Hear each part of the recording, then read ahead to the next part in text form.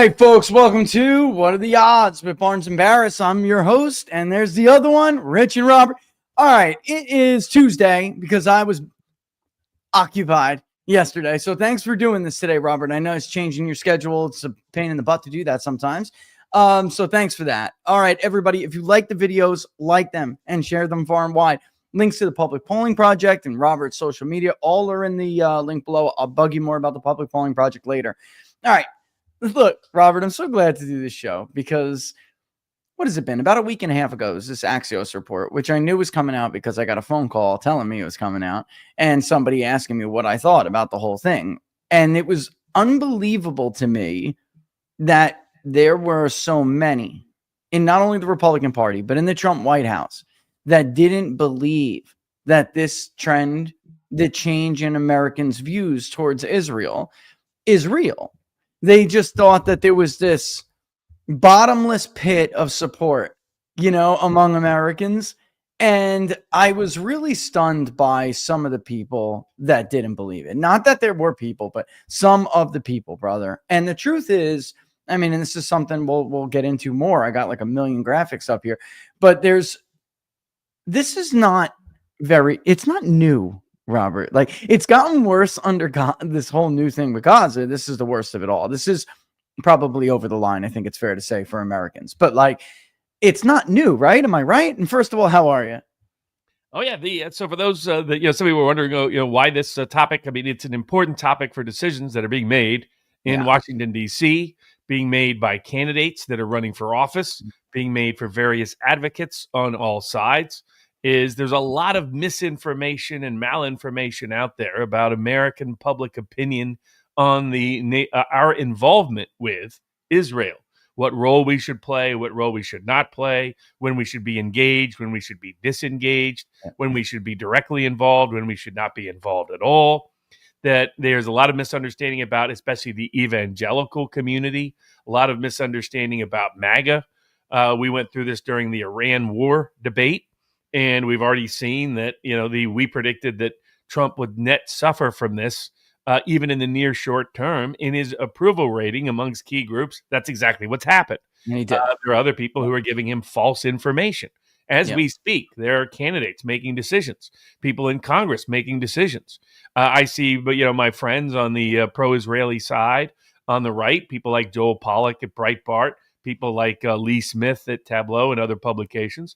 Good, conscientious conservatives, but Joel Pollak is so mad at me sharing this information, he's blocked me. The Lee Smith and others on the pro-Israeli side are busy out there attacking Marjorie Taylor Greene, attacking Steve Bannon, attacking Tucker Carlson, attacking critical MAGA allies because they don't want to hear information about what's really happening in American court of public opinion.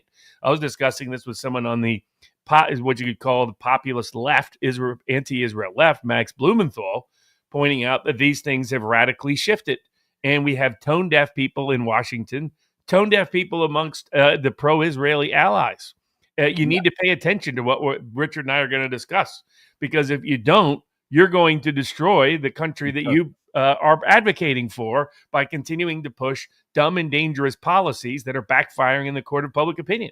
So we got data going back to 1946. That's how long the polling has been going on. We'll have some intel and information that will explain the data, the meaning of the data. There's been major shifts amongst evangelicals at multiple times. This mythology of Christian Zionism originating in 1920s is completely hogwash. It's myth. Yeah. The idea that all young evangelicals today believe in this, such that Mike Johnson thinks he can guilt evangelicals into supporting whatever Bibi Netanyahu is doing, when he's actually enraging them by doing what he is doing. So the goal is to give public education to this so decision makers can make the right decision, including advocates on all sides of the issue.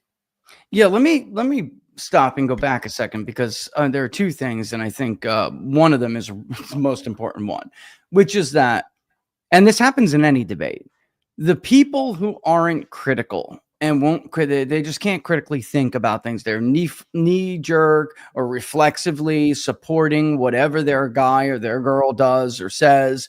they're the ones who end up doing more harm in the future to their cause. I actually have a Jewish friend. He's obviously super. I don't have permission to out him here, but some people watching no doubt know who he is.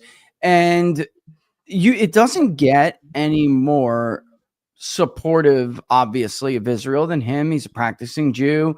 And he knows, he's been watching you and I for a very long time. He knows that we have been defending Israel for the better part of 10 years in the public eye, in the public space, against almost everything. I mean, almost everything. But he also gets, and it's sad because I think he's rare, he also gets that it is, in fact, this conversation that is to the benefit of Israel. If you support Israel, you can't just simply turn a blind eye to everything, call everything, Hamas or propaganda, and say that, I mean, I got it in my replies, Robert, going back a week and a half now, that this isn't real, there's no trend, blah, blah, blah. I mean, this is actually going to do more damage because you can stick your head in the sand, but it is real. And you're actually pissing a lot of people off. And I think you don't understand, or these people don't understand, it's not okay to attack Tucker like that. It's not. And let's be real.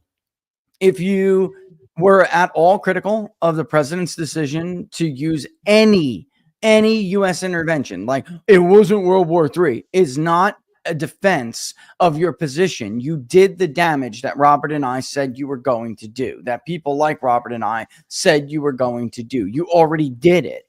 All right. So it's not like you came out of this thing ahead. You didn't. You came out behind, badly behind. And you've demotivated certain groups who feel like their opinions aren't worth as much as yours, and you attack them instead of debate them.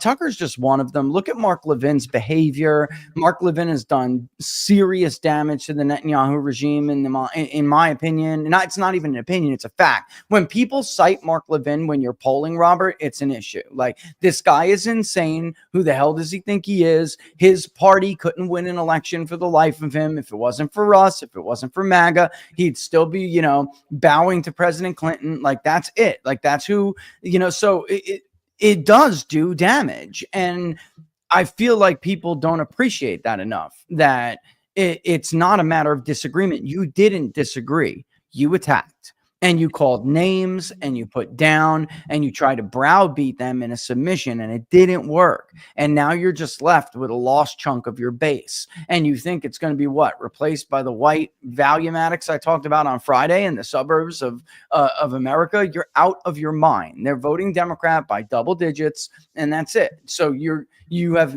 very seriously hurt yourself.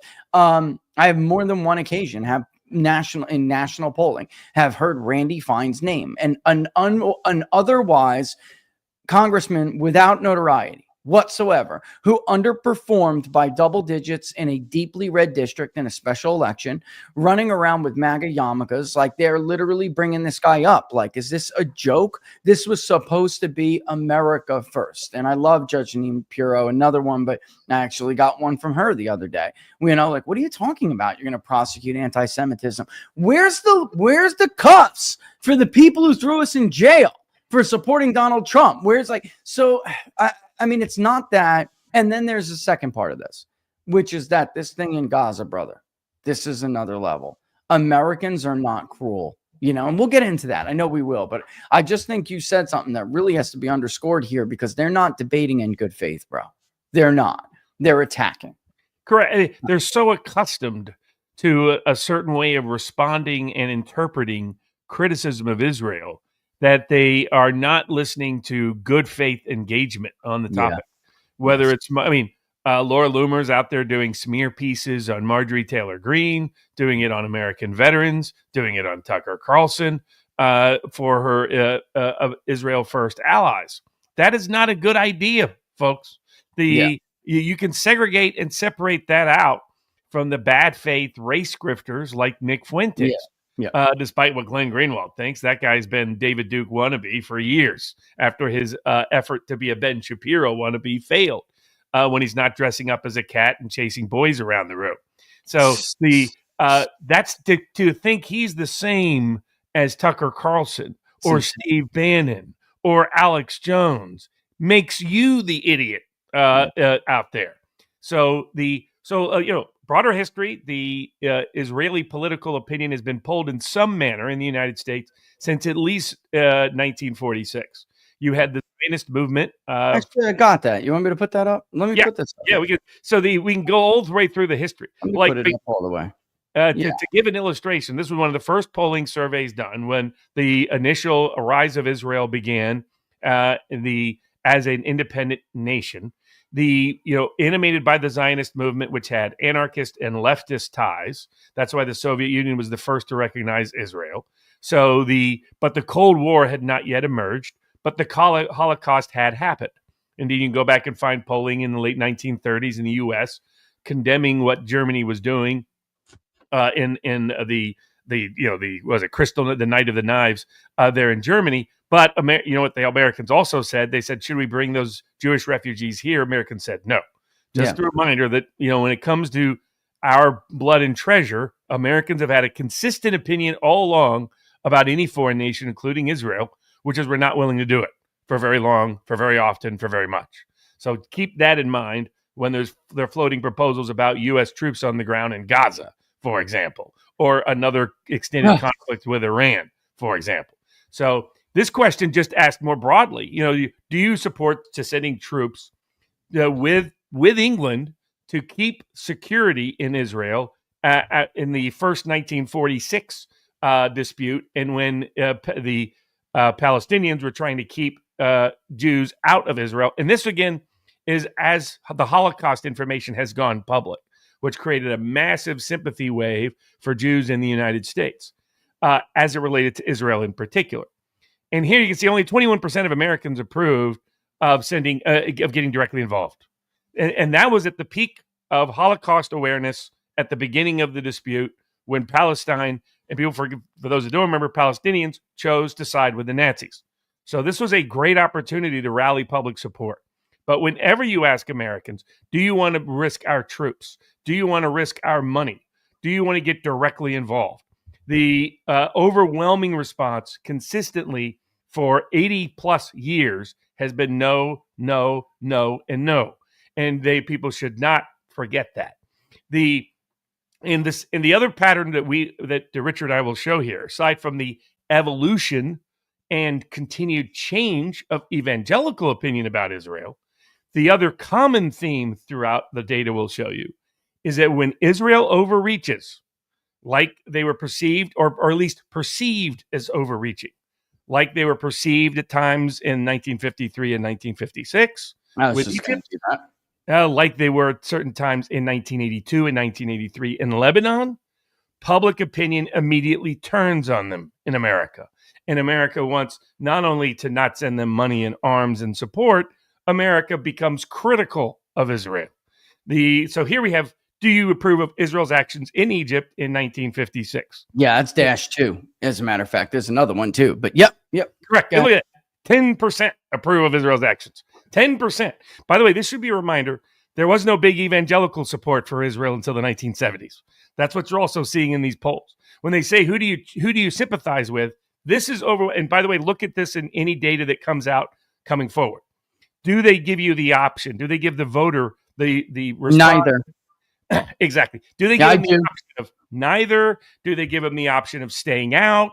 Because what you will find is when that option is given in the public opinion polls, but that Israel versus Palestinians, Israel versus Lebanon, Syria, Iran, Egypt, whomever, Israel versus Jordan, Israel versus the Arab boycott, no matter what it is, the overwhelming answer by Americans has always been stay out, has always been neither in general. But here you can see how little support in the mid-1950s there was for Israel in their fight with Egypt in 1956. In fact, there was perception that that's why, in fact, generally Americans disapproved of it. This is because Israel had not yet developed a support base within the evangelical Christian community. Even that would not have got them to anywhere near a majority at any time in terms of the option of neither versus picking a side. Most of the polls tend to say, hey, Israel or Palestinians? Well, a lot of Americans will choose Israel in that context. If you say Israel, Palestinians, or neither, you're going to see increasingly neither is the big winner. Let me share something real quick that was the first red flag to me. And speaking of Steve Bannon, I had went right to Steve and you. I mean, we talked about this at the time, but went right to Bannon in a conversation, one of our conversations, and he's like, we'll talk, and he'll say, what's the lead here, Baris? What's going on? And I will not forget this. This was the first time, and I did notice trends in this question, but it was the first time that something really jumped out at me, and I realized there was something wrong at this time, and I mean really wrong. At this time, Joe Biden, we're talking about the early summer of 2021. Joe Biden is unpopular now. Things are going bad. And there's all sorts of issues with the Abraham Accords, him getting rid of, and all of that. And we asked with, by the way, what Robert just mentioned, and I just brought up the 1956 one. The first other question about 1950. I'm going to read this before I go to our own polling, which is a major flag. I mean, this is going on 6 years ago now, guys. In the trouble between Egypt and Israel, are your sympathies more than one side than with the other? If yes, then ask them which side. When they said yes, honestly, Egypt, in Israel, there were really, it was nothing. The neither category, the neither response was 77%. So it just goes to show you what Robert's talking about here. Now, let me get that off the screen here, put Robert and I back, and we'll do this, Robert. We'll throw it up here like this. Here's Market Site from, again, the Public Polling Project, late spring, early summer 2021, and we said, do you support or oppose the establishment of an independent Palestinian state on the West Bank and in the Gaza Strip? Oh, no, I'm sorry. That's the other question. My bad. This is simply Israel versus Palestine. It's almost the same exact question. Which do your sympathies lie with? And actually, we can show you the crosstabs. Let me go to the crosstabs so people can see it better. I'll pull the whole crosstab up just so everybody knows. Like, I didn't just make a chart here to make my point. Israel versus Palestine in the crosstab. I know it's harder to see, guys. 34.2%. Regarding the conflict in the Middle East, are your sympathies more with the Israelis or more with the Palestinians? And what I noticed was this huge ballooning of neither and unsure or no opinion. There was, and this is not good since, I mean, it's gotten worse. You're talking about a third of the public. When you really ask the question the right way, 5 years ago, almost now, Robert, you were talking about a third of the public, roughly 5. We're what? Really less than 5, but we're getting there. That's not good. And then if you looked at who it was, and I can go back to the data set, it should be pulling up the data set right here. If I do this, where's the chart? This is Palestinian statehood by party. That's why it's reading the question. But you can choose whichever one we want. Let's go back to Israel versus Palestine, and you'll see. Look at Republicans. I mean, they're obviously the larger chunk, but they're not. It's not even very overwhelming among Republicans, Robert. There was at that time a huge 1 out of 5 voters in that are Republican who were saying neither, and then another 17% who were saying they were unsure. Some of that is the MAGA overlap that we were talking about. And before I put this away and let you, I'll throw it back to you. Just people keep in mind, Robert and I discussed during the Republican primary, especially before Iowa, the difference in evangelicals, even in 2024 during the Republican nomination versus what we saw with Ted Cruz, who won the 16 nomination. Even from 16 to 24, what is an evangelical is vastly different than when Ted Cruz won the caucus in 16, and way different still than when George W. Bush eked out a bare 0.2% win over John Kerry in the state of Iowa. These are not evangelicals as the media characterizes them, and Robert and I called them cultural evangelicals. Charlie Kirk's organization is filled with them. And guess what? They can't stand Mike Johnson. They're not fans of Benjamin Netanyahu. They don't like the Israel says jump, America says how high policy. They don't like it. All right. So it's just different. And I think people don't understand that. We're talking about a different group of people than you think they were 20, 30 years ago. They're not the same people. Correct. And for that, we should give sort of 3 seminal events that happened in the Israeli public opinion that are independent of Israel. And the first was the Holocaust and public information about the Holocaust that started to flood the West after U.S. soldiers were freeing people from the camps. And there was mass shock, mass horror all the way across the Western world, including the United States. This gave a massive public opinion boost to Israel when it was starting to form in 1945, between the post-war era 1948, its formation. However, despite that, it still was not enough to get much support beyond the 15 to 20% range. I mean, the 1947, if a war breaks out between Arabs and Jews, what do you see? You see only 24% picking Jews. You have 12% picking Arabs. The rest are like neither or no opinion. In other words, they don't care. Not their fight. Don't want to get involved. So that was still the public opinion, despite all the goodwill that flowed to Israel from the Holocaust. The second round of goodwill that flowed to Israel is they made the very sound, geopolitically savvy decision to side with the United States in the Cold War. And so then the Soviet Union and many of the Arab Muslim countries went from saying they wanted to be non-aligned, leading the non-aligned movement, people like Nasser in Egypt and elsewhere, who are sort of grand Arabists who wanted to sort of be the leader of the Arab or even entire Islamic world. But a lot of them officially allied with the Soviet Union. This made Israel the American ally in the Cold War. This created a whole new second boost of support for Israel throughout the Cold War time period. What has long been unappreciated is that when that Cold War came to an end, the support for Israel would lose a critical pillar of public opinion in America. And thus Pat Buchanan became skeptical of Israel. Now, it will get into Israel and AIPAC and evangelicals in a second. But they still within AIPAC and Israel underappreciate how much the end of the Cold War meant that there was going to be new generations of Americans that were not going to have the same Israel sympathies that those who remembered the Holocaust or lived through it, those who lived through the Cold War have towards Israel. The third thing that has changed in this context is what has happened within the evangelical movement. So contrary to conventional wisdom, there has never been Christian Zionism at the time of Zionism. There weren't a bunch of evangelicals running around America preaching for the foundation of Israel. You will not find it in the 20s, in the 30s, in the 40s, in the 50s, or in the 60s. So this myth that's been preached by both the left and the right, that there's this massive built-in support for Israel because they really think like Mike Johnson and Ted Cruz, that the Israel of the Bible is the same as the politicians who are in Tel Aviv at the moment. That has never been broad-based consensus historically in America. That did not change until the middle of the 1970s, driven by two different factors. One was the Pentecostal pastor who set up the original Christian Zionist organization. So they called themselves Christian Zionists. Now, he had a certain motivation to do it. This came mostly out of the televangelist community. Right.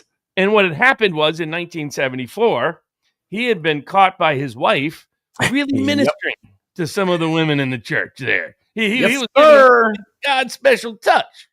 So when he got outed for that, he all of a sudden needed new support. And so all of a sudden he found new support in AIPAC backers who realized that after 1973 war, they were more vulnerable than they thought in U.S. public opinion. So they were like, we need to create allies. They found him. They helped him create the Christian Zionist movement. He uses his televangelists because they got him at the right time. He uses his televangelist connections. This was the beginning of the boom of televangelism in the United States. Kind of like the old tent revivals of the 20s and 30s turned to television in the 70s and 80s. But this was the third factor that the Israeli, that was outside of their control, they have never fully appreciated. Can I just say real quick that they also, he and others also, and I'm glad I'm doing this with you because I was thinking of doing this with Inside the Numbers. I'm like, it's not the venue for it. He and others would then, because there's two reasons. One's like just money and ambition. And the other is ideology, because they discovered that they could use this, and it's kind of a dark thing, guys, but you know how, if you're a Christian, some of the scripture, they are using your desire to be judged the correct way in the end times. they are using that, and it's an ideology. And I know I shouldn't use that word when it comes to religion, because I know it's like separate, you separate. I get that. But understand they didn't. And they played on you. They played on your desire to manifest scripture. And they used it, and they used it very successfully, and raking in money hand over fist. I mean, Robert, it's still happening today with the Gaza Relief Foundation. It's that guy has zero, folks. He has zero experience with running humanitarian efforts. Zero. All he does have is a congregation and a relationship, and that's it. That's not statecraft, right? I don't know how else to put it.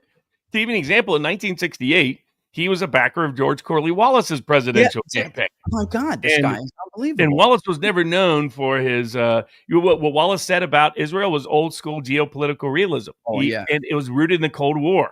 He said, if the commies are going to arm the other side, then we should arm Israel. That was the scope of it. You will not find any religious references during this time period even that only came later. But the problem for Israel, they've never appreciated. Despite the sort of fading of the historical experience or at least the imminency of the horror of the Holocaust, that was going to diminish Israeli support in the U.S. just by time. Then the second aspect is that once the Cold War ended, that was going to remove a major pillar of Israel public opinion support in the United States. But the third was so much of the evangelical support in the States was artificial and not organic, not authentic, not grassroots, not rooted in the tradition.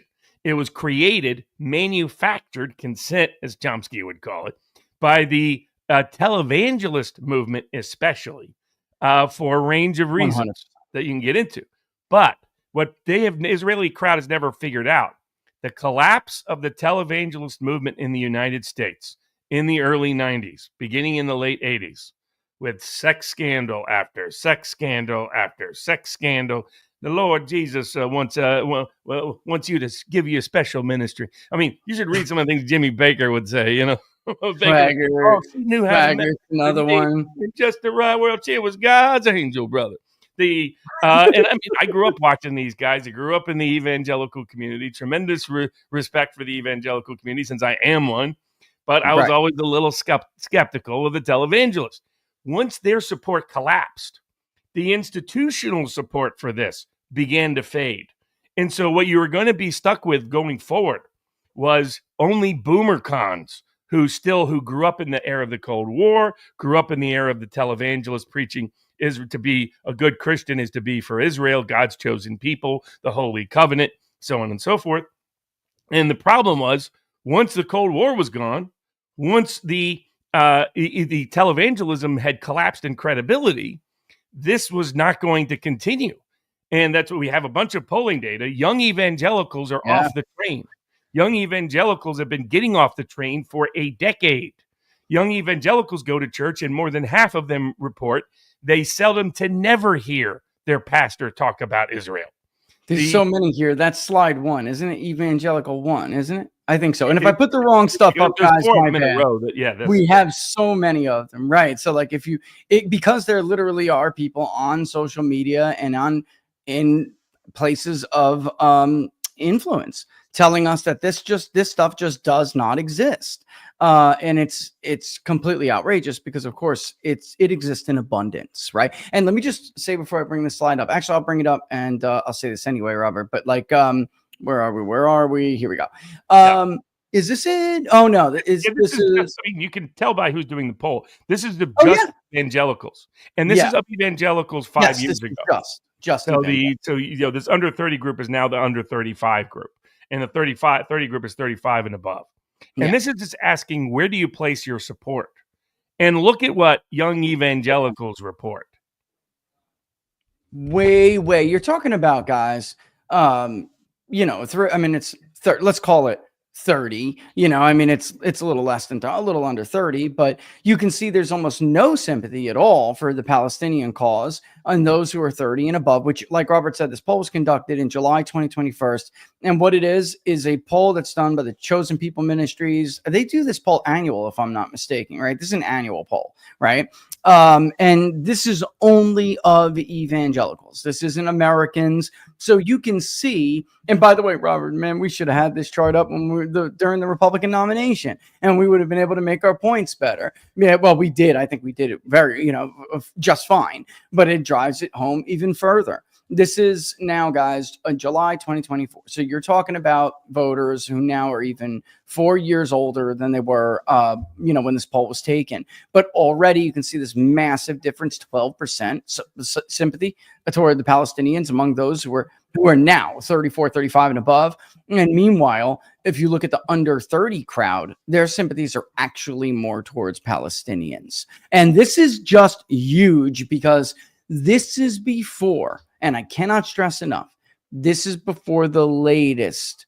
I don't even know what we can call it. What's going on in Gaza right now? Yeah, I mean, the combination of Iran, Syria, and Gaza. This is Iran, the collapse of Syria. Now with a disaster happening there, facilitated by Iran, by Israel. Yeah. Us getting involved in the Iranian conflict directly, and the what is happening in Gaza, which appears to be an ethnic cleansing operation to cleanse. Yeah. And I see prominent pro-Israel conservatives cheering this on. The ones that are not in denial about it, the ones that are saying level Gaza, take them all, get rid of them all, so on and so forth. Now realizing how much these numbers have collapsed by this point. I mean, this was already trending. This is what Baris and I have been pointing out for years. Already, yeah. Now you can guarantee this number looks horrendous.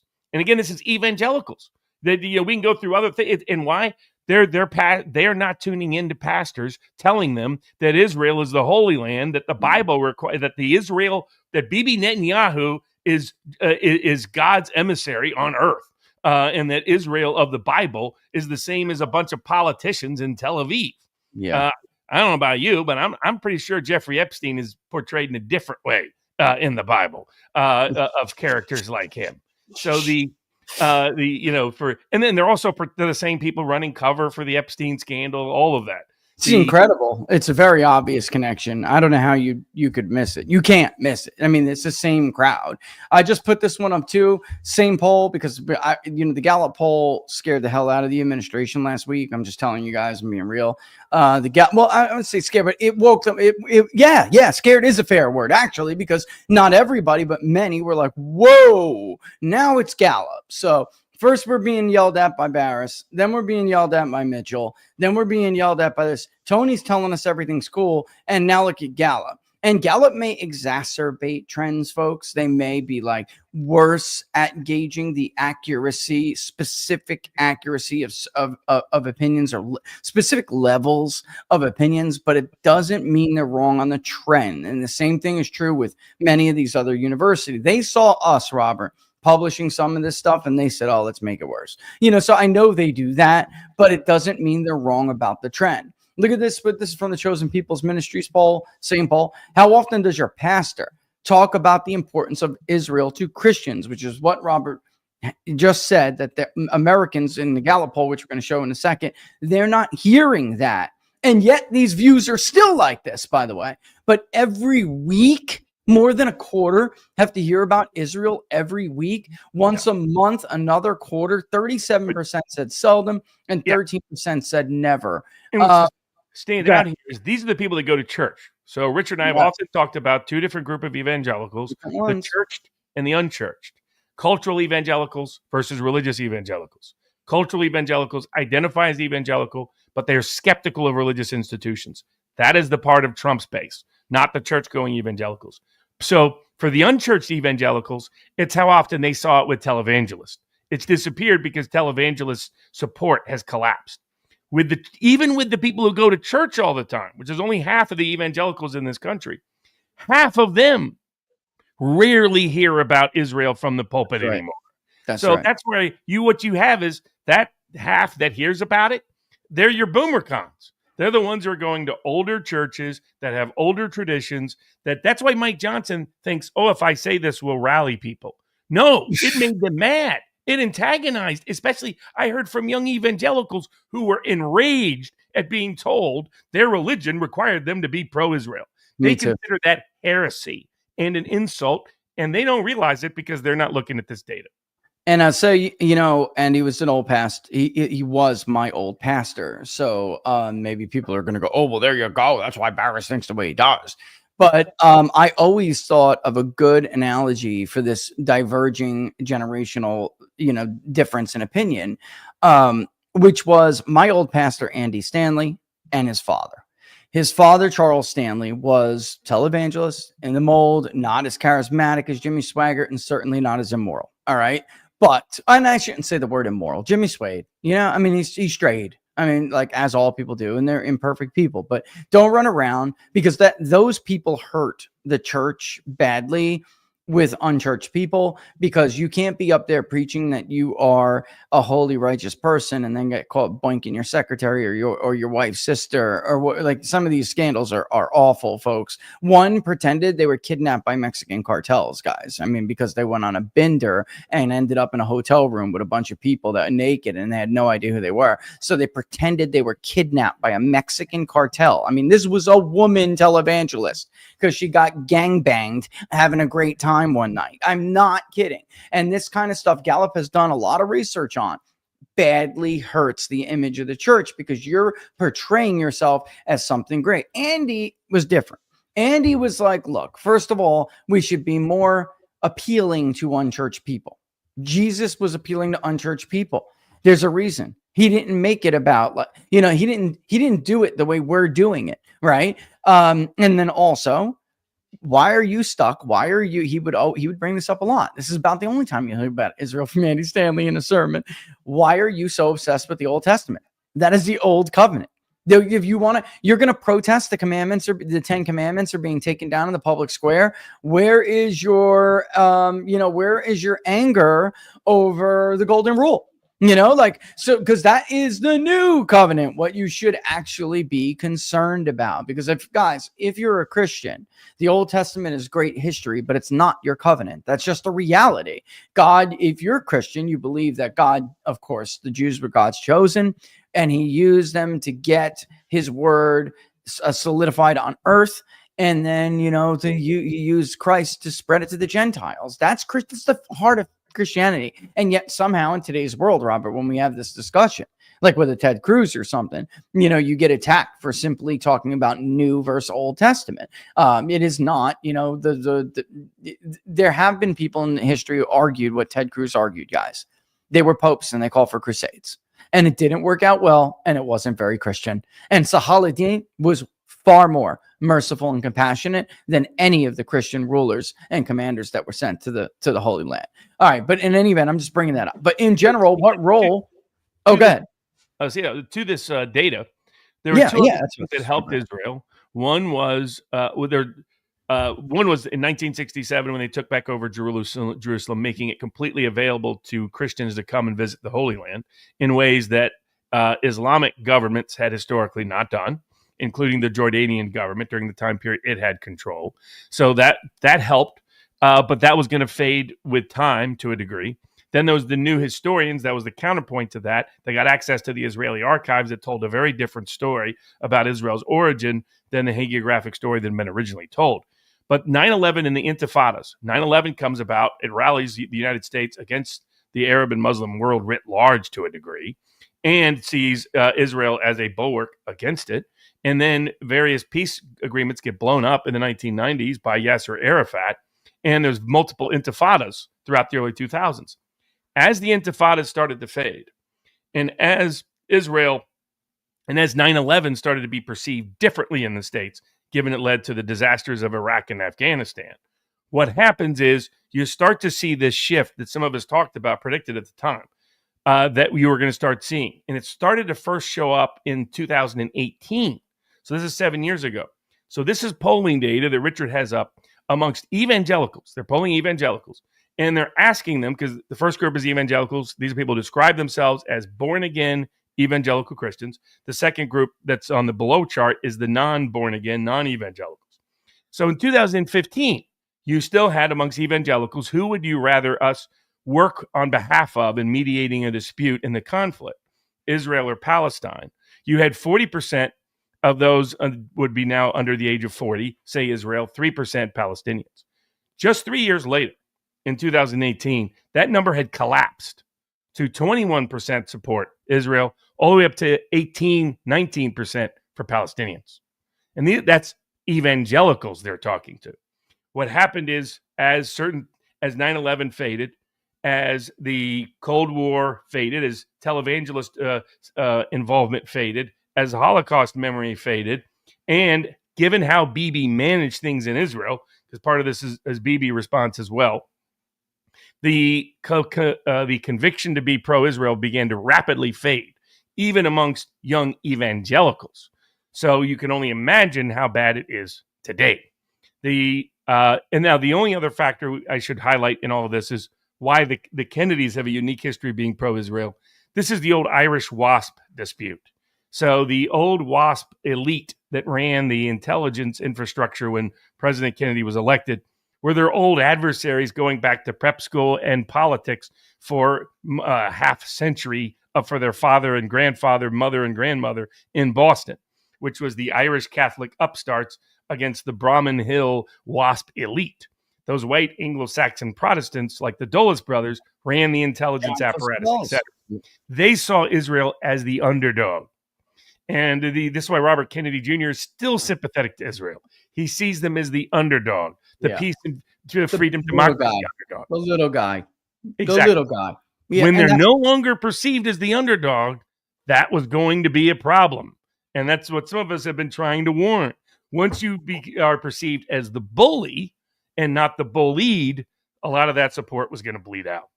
Which I think very clearly we can show happened here. So if I put this up, I'm going to throw this up on the screen too. This is the back end. I just created this really quickly when Robert was talking.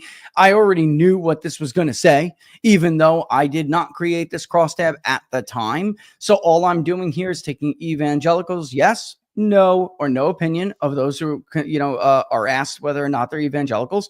And I nested it by age. And for instance, folks, only 38.9% of 18 to 29-year-old evangelicals 4 years ago, a little over 4 years ago, only 38.9% said their sympathies lied more with Israel, and 65% of 65 plus evangelicals sided with Israel. On the question of Palestinian statehood, do you oppose or support the establishment of an independent Palestinian state on the West Bank and the Gaza Strip?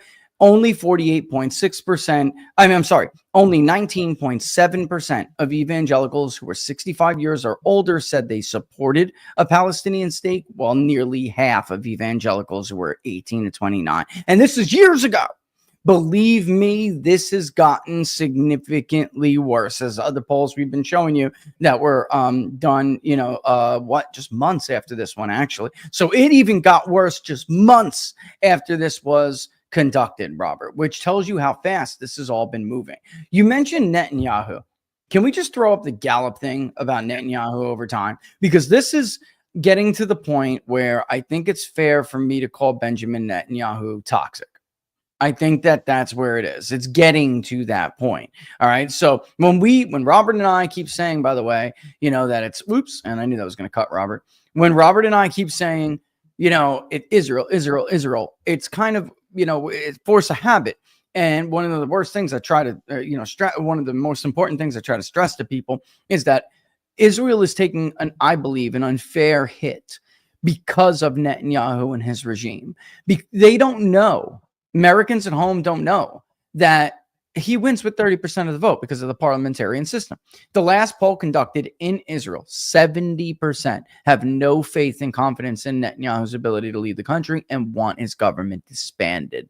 70%. If something like that was ever measured in the U.S., it would be a politically unsustainable situation and that regime would be gone. But because they have the multi-parliamentary system, and the Knesset, to form a government, it's different. He can maintain power. Likud and him can maintain power with a coalition of factional government, parties, and that's how they maintain. Look at this though, because this is what we found, as you know.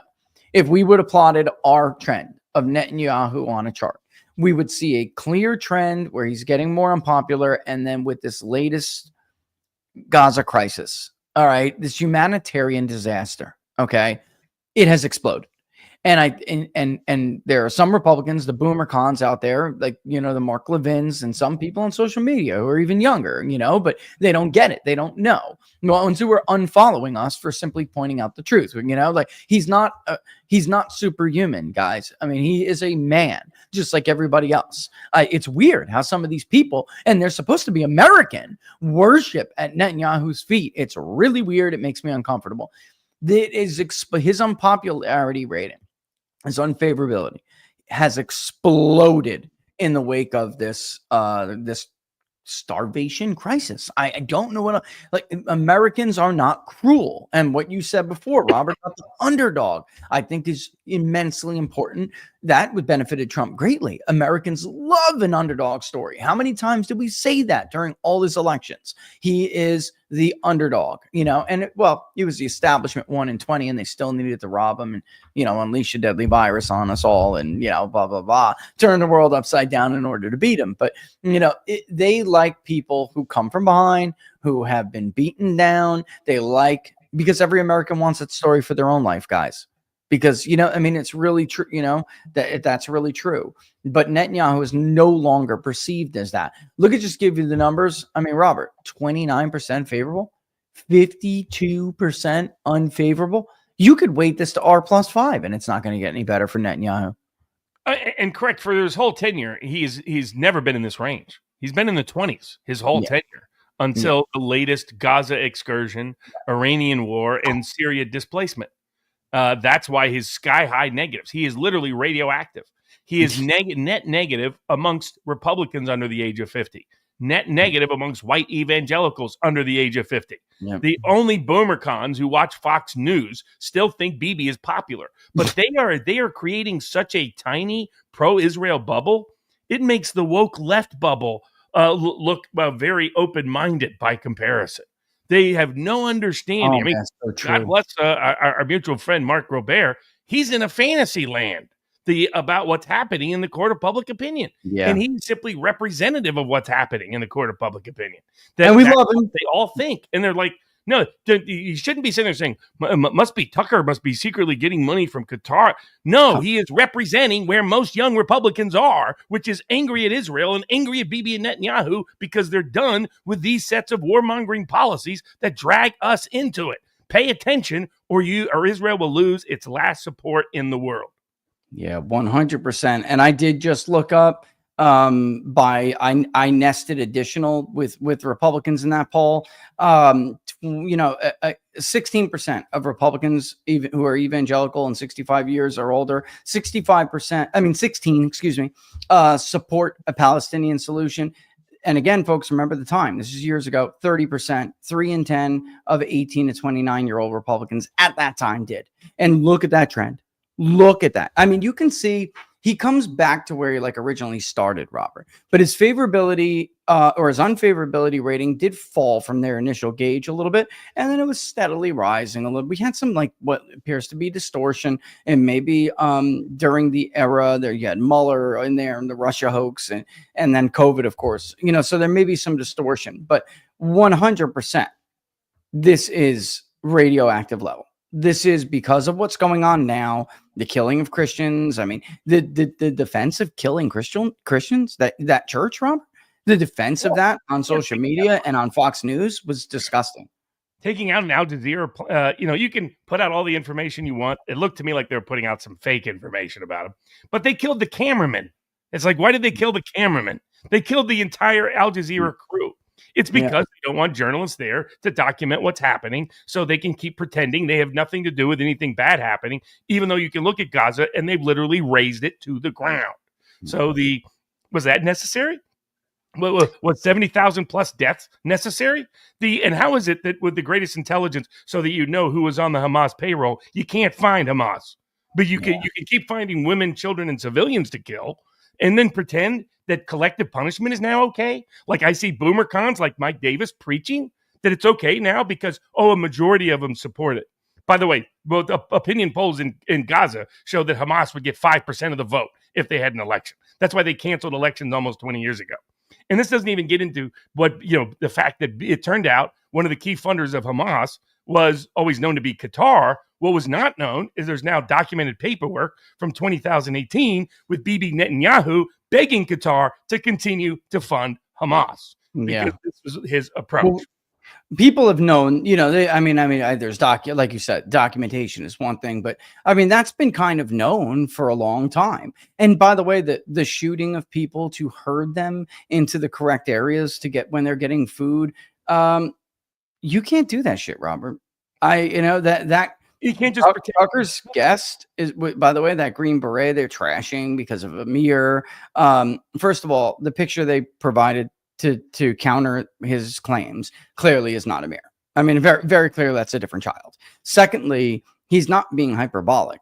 Those are war crimes by their definition. You can't do that, guys. Like, you can't do that. I know it's like, well, what are we supposed to do with them? They've been harboring terrorists for years. I don't know, guys. So like the answer is mass starvation. I don't know what to tell you. If you think that that is the way to go politically, forget about morally and everything, then you're doomed. You're doomed if I have to explain to you why Americans are not going to tolerate that. As a matter of fact, Americans' overall view of Israel's military action in Gaza. You ready? This is a great one. All right. So here we have another one that scared the shit out of the people in the White House. 60% disapprove, 32% approve, and that is with a certain level of attempted cover-up by the Fox News out there. The smears against a guy who served almost 30 years as a Green Beret, with the slogan, the oppresso libera, right? You cannot do that for almost 3 decades of your life and then find what's going on in Gaza to be okay, guys. Like, that's not Green Berets. Everyone thinks of like it's Rambo. That's actually not the full sum total job of a Green Beret. Your job is to protect indigenous people, to teach them how to fight, and to fight side by side with them against the bully. That is what a Green Beret does. And he's over there looking at this and going, who's the bully? Like, that's it. And I don't know how you don't. But this, again, very clearly demonstrates it. And then but this does go back to Iran, because of course there's the view of Netanyahu and Israel's military action by group. Give me a second. We'll get there. But like, I do think that this was primed with the action taken in Iran, with Netanyahu's government basically dragging us into this thing. All right. Whether Trump wants to claim he wanted to do it or not, let's get real. Donald Trump would have continued to pay attention to tariffs if Israel didn't do what they did. All right. And here's by party. All right. Do you approve or disapprove of the military action Israel has taken in Iran? This was July 7th through the 21st among all U.S. adults, broken down by party. And yeah, they got roughly what we got here especially back then, which is about a month ago, a little less now. They took a long poll here, but I don't like polling over 3 weeks, folks. I like polling over tops 5 days, but you have Republicans 2 in 10, which you have people react to that and say, look, Republicans are with us. You can't win without that 2 in 10. All right. And that 2 in 10 is a very important 2 in 10. And then also the fact of the matter is that independents are much closer aligned with Democrats. And those are overlapping groups that Robert and I discussed last week. MAGA does not equal Republican, and Republican does not always equal MAGA.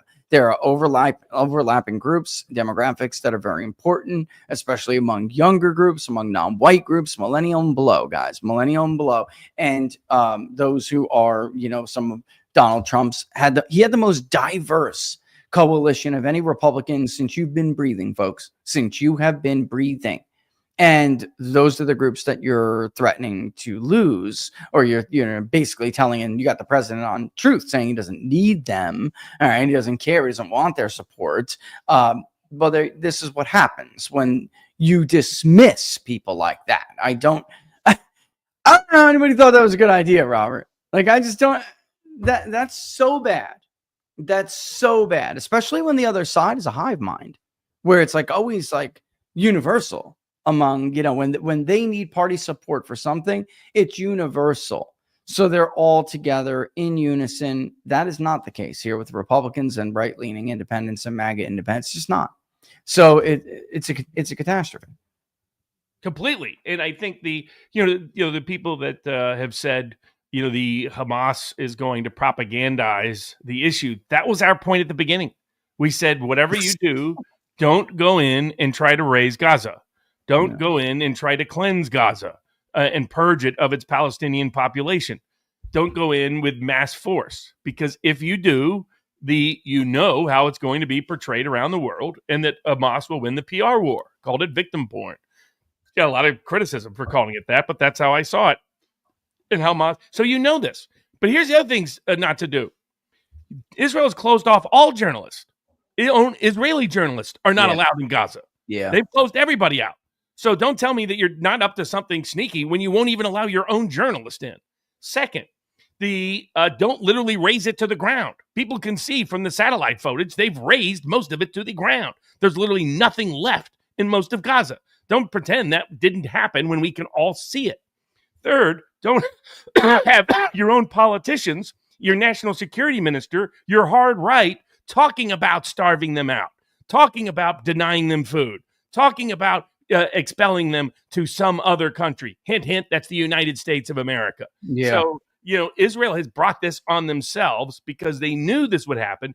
They just assumed they could completely manipulate American evangelical political opinion and American political opinion to turn a blind eye to it. They guessed wrong, and that's been our point all along.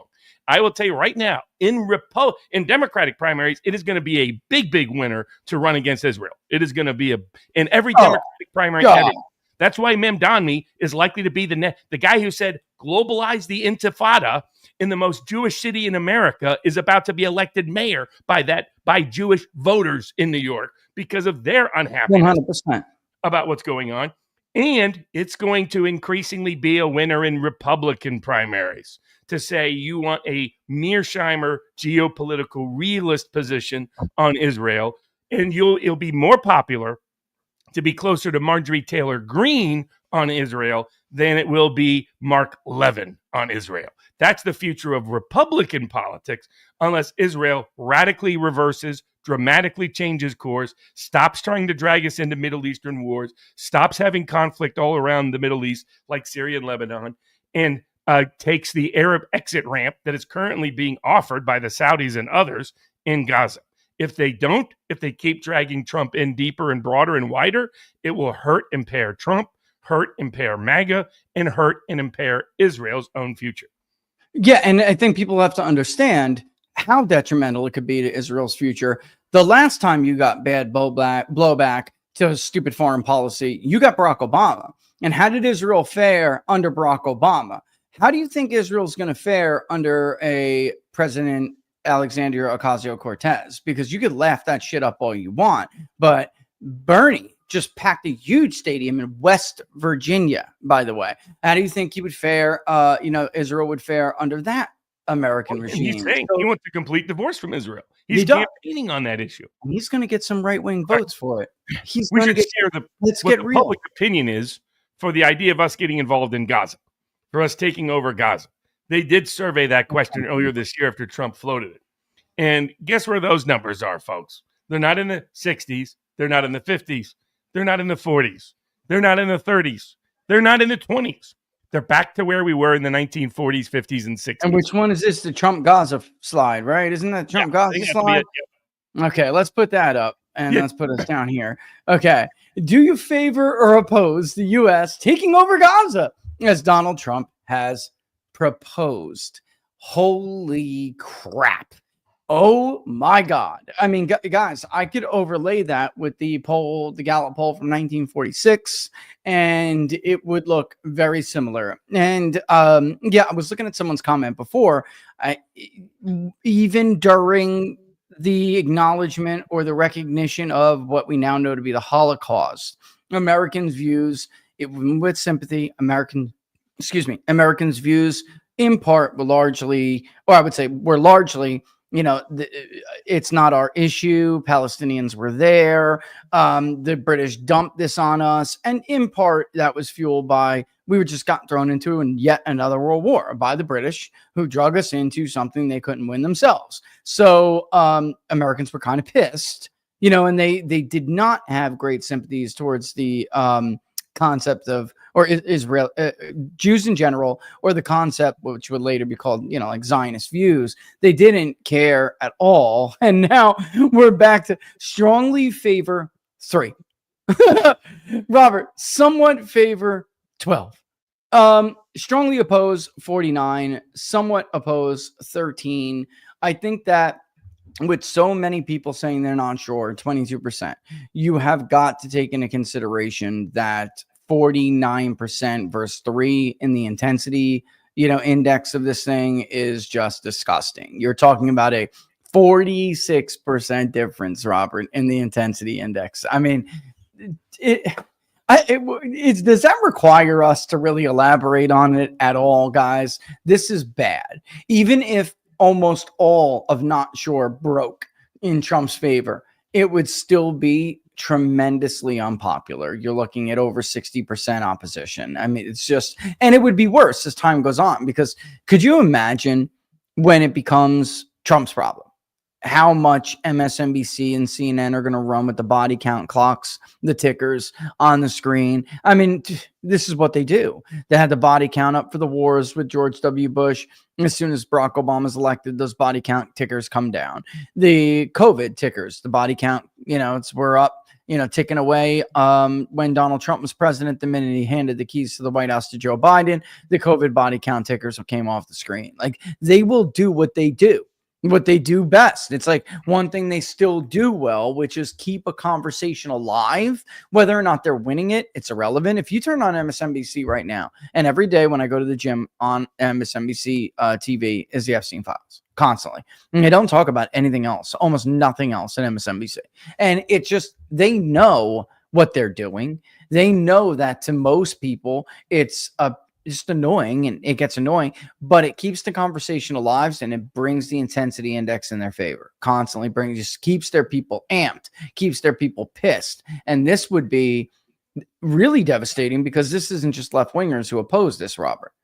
This people on the right as well. And when I said like somebody like a Bernie would get votes with this divorce position, they would take votes from Republicans. I should have really said Trumplicans. Like 100%, they will. The Democrat position will get support from populist right wingers, or divorce Israel position. Excuse me. It will.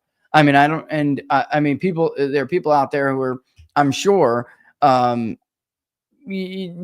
tempted to say, well, who cares? To hell with them then. Well, then the hell with you winning. You're done. You're cooked. You're cooked, because in case you forgot, you weren't winning without Donald Trump bringing those people into the fold. You were losing all the time, badly, not even close. Go back to Mitt Romney if that's what you want to do.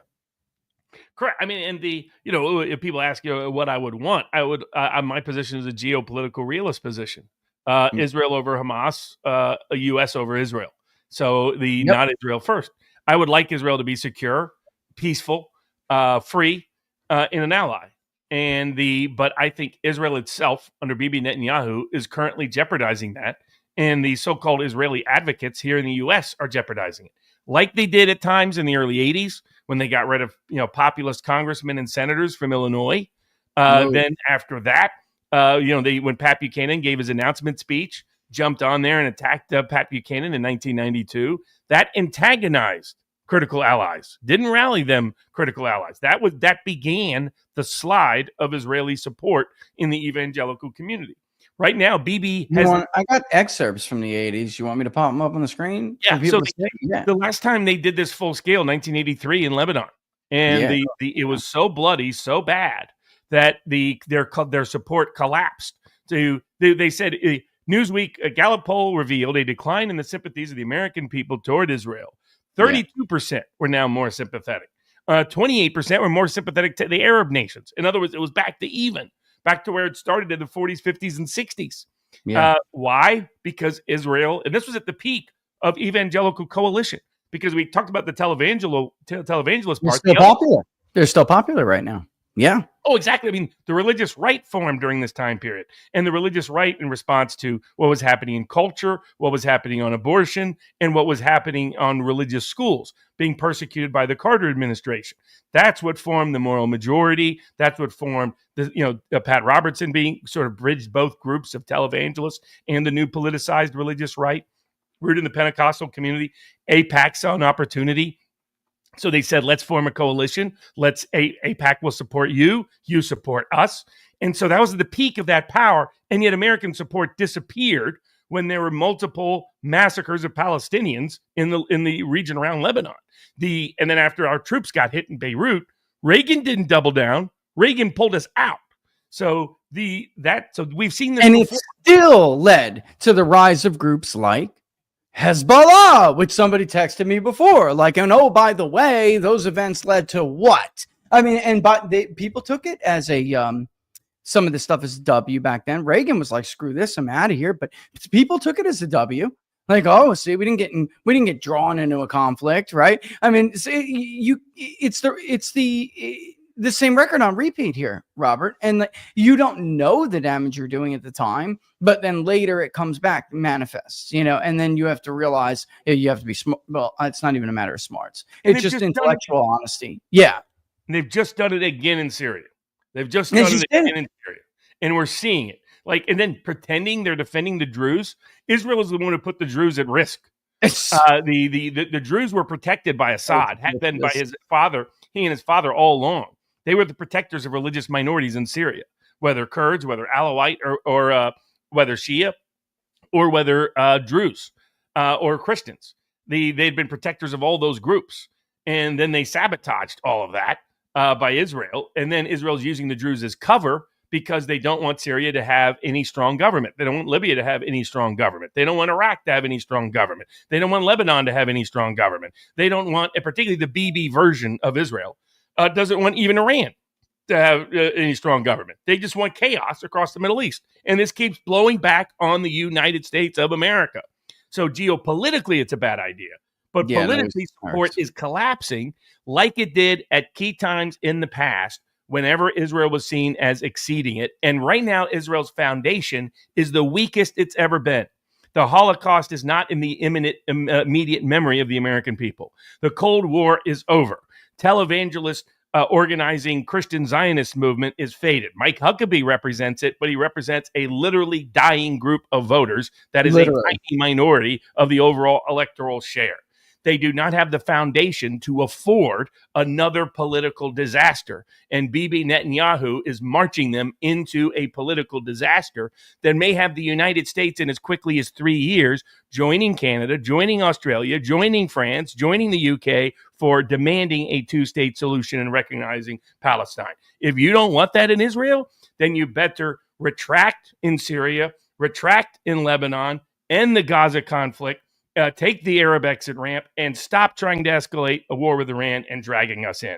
That's the practical solution for them, because you do not have the foundation of support in America to continue to support this. And I just put this up to show people that this is the poll that was just referenced in that last excerpt. It looks like, if I believe, because it said down from 46. And ironically, as you can see, this is a poll from July of 1982, which is a year before the Newsweek excerpt we just put up. It still wasn't great, Robert. Yeah, this was all Lebanon. 46, 83 was all about Israel going into Lebanon, and it backfired very quickly. Because when Israel was defending itself, like 1948, 1967, 1973, there was broader support. 1956, as we showed you, they disapproved what Israel did because they saw them as the aggressor related to Egypt. Now, in 1982, 83, they saw them as the aggressor related to Lebanon. Didn't like it in America. And that was when there was a much stronger foundation for Israel. I mean, as this shows you how little support there is in the United States for Bibi at this point. Particularly, look at that massive age gap. I mean, there's just no support amongst young voters at all. This is what Steve Bannon was screaming about. And even Trump finally got the message. He's like, young MAGA really hates this. And Mike Johnson did not, and was like, no. And then, of course, there are people around Donald Trump and who have gotten audiences with Donald Trump lately who also reacted like No. And then that was when the Axios report actually came out and started becoming public discussion about their discussions. But then Gallup just hit them in the face a couple of days later with which again, it was kind of like word. People already knew there were going to be some bad stuff on this, but there were poll numbers before that people were just blatantly refusing to accept as truth. You know what I mean? So all right, chill on the text messages, buddy. It's binging through my computer. But look at the intensity of how people feel about this. They have so much to say. By the way, another friend of mine texted me before when we were talking about Tucker and said, my wife is still pissed off at him for bashing Tucker.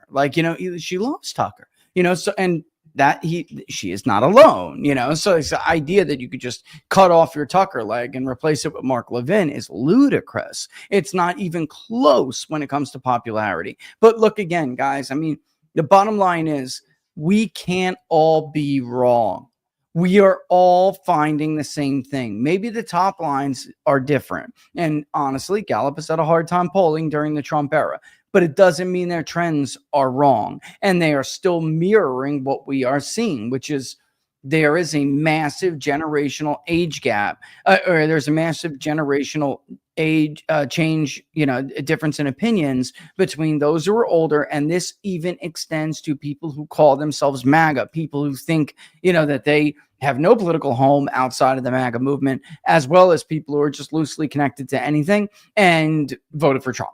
So this is a major problem. Oh, and these younger evangelicals we're talking about. So it's weird that they all have this in common. And they have many of these groups have nothing else in common other than they have a very difficult life, a very difficult, their American dream is severely, has severely been decayed. Right? Their prospects for a brighter future compared to these older generations are much dimmer. Right? So they have that in common. But when it comes to, Robert, religious ideology and so some of these groups they're way polar opposites. Some of them have no religion at all. And that was a beauty about Trump. He could win overwhelming numbers, historic margins among evangelicals and do better with people who have no religion whatsoever. It was just incredible. He did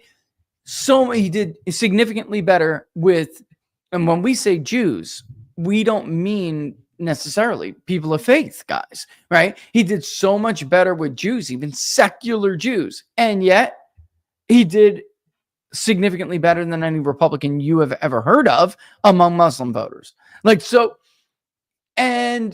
These are the reasons why there's no nice way to put it, Robert. They thought he would be different than this. There's just no other way to put it. And that's the only way you can bridge that kind of divide. And some people may say, well, let's be realistic. You have to govern. There's campaigning and then there's governing. Right. I agree. And you should do one the way you said you were going to do and you were doing the other. That's called keeping a campaign promise. All right. There is a perception, and I know they hate it when anyone says this, but there's a perception that he's been Israel's, and that's it. And that is true of younger voters, religious voters, non-religious voters, Muslim voters, Jewish voters. It's just everybody shares this perception. Well, to your point, the leader of Muslims for Trump was part of trying to organize the ceasefire. He's left the effort because he's saying Israel is the one sabotaging it, and Trump isn't doing anything to push back. The Trump administration, since the Iran strikes, has seen Israel escalate in Gaza without us doing anything about it. They put out for a time period a bunch of we're going to investigate anti-Semitism because for the attorney general. The attorney general who can't arrest anybody for Russiagate, can't discover the Epstein files. That attorney general is busy worrying about a locker room fight because there's an anti-Semitism allegation in Florida State. These people are out there attacking Harrison Smith, Chase Geiser, Owen Schroyer. Owen Schroyer, you're going to accuse him. These so-called conservatives are saying, oh, he's the most anti-Semitic. There's not an anti-Semitic bone in his body. Right. And the problem is with you, boomer cons. You are the problem. You are the great threat to Israel. You are the great risk to the world. You are the great risk to MAGA.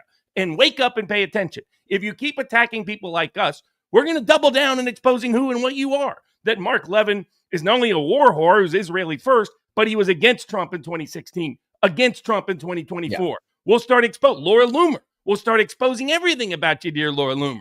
If you don't want to become Laura Loomer, you better quit being an Israel first war whore when you're not pipping and grifting for Big Pharma. That's our message. If you care about Israel, or you just care about peace, or you just care about MAGA, then you should want, because instead they even put out that ridiculous thing where they were going to freeze funds for people in emergencies unless they supported Israel. This is how tone deaf the entire White House is on this issue. So we're trying to scream a warning sign to the pro-Israeli crowd, to AIPAC, to Israel itself, and to the White House that you need to wake up now, because this is enraging large parts of your own base. Get Israel back to the peaceful freedom path, away from the war-whoring, warmongering path, and for the love of God, keep us out of it, and don't give them special preference over everybody else in civil rights and other policies. Yeah, and you know what I always liked about Laura Loomer, and by the way, I'm just going to show that all of this that we're talking about has been leading to this. I mean, like, you can see, if you brought up before, Robert, that if you do care about the future of Israel, if you don't even support a two-state solution, then you should seriously reconsider your position. And it's like funny because we were talking about underdogs before. That's why when so many other people didn't and don't, I always got along with Loomer, because I felt like, she was an underdog and people treated her like shit and unfairly. But now you got to always be mindful of yourself, that whether or not you're treating people also as unfairly, it's like, because they just simply don't see things the way that you see them. Well, here's the problem with their position on this, Robert. They don't see things the way the majority sees them. And this is what they're not understanding. You're not going to browbeat the rest of the country in a submission. You are the minority, and you have to realize that you're the minority before you end up where minorities end up, out of power. And that's the reality of this situation. The two-state solution has grown in support remarkably, considerably. By the way, Donald Trump himself was a proponent of a two-state solution. He was, guys. I mean, I don't know where this hardline stuff came from at this point. Another one I just want to show real quick, Robert. That's the sympathies chart for Gallup Palestinians than in American history. And if we pulled that right now, and some polls are out there, it's the highest it's ever been. The lowest level of support of Israel in a wide range. And what it is the people that used to say neither or no opinion, don't care, just stay out, are increasingly becoming anti-Israel. Anti-Israel, actively anti-Israel, passionately anti-Israel. And this is because of the decisions of the Bibi administration, and because so many of the people on the Israeli side in the U.S. are turning a deaf ear to it and just pretending Alex Jones suddenly hates Jews. Tucker Carlson suddenly hates Jews. Steve Bannon suddenly hates Jews. Barnes and Baris suddenly hate Jews. No, wake up to reality, folks. This is what's happening. There's complete collapse for Israel in this country, complete collapse for Bibi Netanyahu, including amongst the Republican conservative populist base. And if you don't take corrective action, and Israel doesn't take corrective action, you're in deep, deep, deep doo-doo. Look at the trend here. Here's another one, guys. Going back to 1997. I mean, you have May of 99, where he's about plus 14 favorable. But again, the never heard of no opinion was so large. And I think we're seeing that with our polling as well, which is you have a big shift from the no opinion or I'm unsure or neither, a big shift from that crowd to actually having a negative opinion, and in many cases vehemently so, like very strong negative opinions. And then also your favorability is falling, like your cause is falling. However, you want to word these different questions, different gauges that we have. It's not just that column's moving over to opinion. I now have one and it's not good. It's also that they're moving over. Like, there are people who liked him previously who no longer like him, Robert. And some of this did come from more middle-aged people who may not have remembered that Bibi so advocated so much for all these foreign wars that the U.S. got in the Middle East and then didn't expend a single Israeli troop in defense of these causes. I mean, they were the ones with the lists to topple Iran, topple Iraq, topple in these orders. Only Iran was supposed to be first, folks, by the way. And yet they didn't lose a single troop in our cause. I mean, I think there are a lot of people who didn't realize some of this stuff. They were certainly around during the duping with the Iraq War and stuff, but they, maybe they didn't know all of it outside of the domestic neocons that got us into it, right? Now they're learning it, and the history's not good, Robert.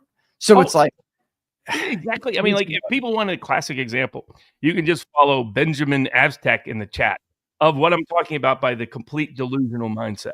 And you can find, and basically just confess through projection analysis. So for him, Steve Bannon doesn't matter, is irrelevant, is out of touch. Alex Jones is irrelevant and out of touch. We are irrelevant and out of touch. Tucker Carlson is irrelevant and out of touch. It's because he doesn't want to look at this data. He's just putting his head in the sand, like, I don't have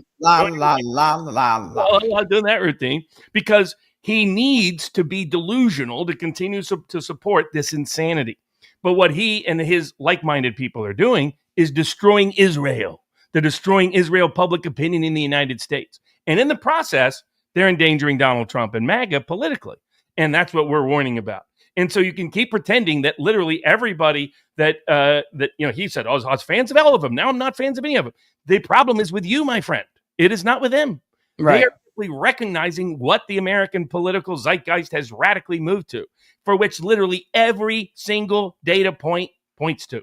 And they would rather stick their head in the sand, scream anti-Semite, irrelevant, not really part of MAGA, not true MAGA, all of that. They would rather go full Mark Levin than recognize they are endangering the cause they care most about and endangering President Trump in the process.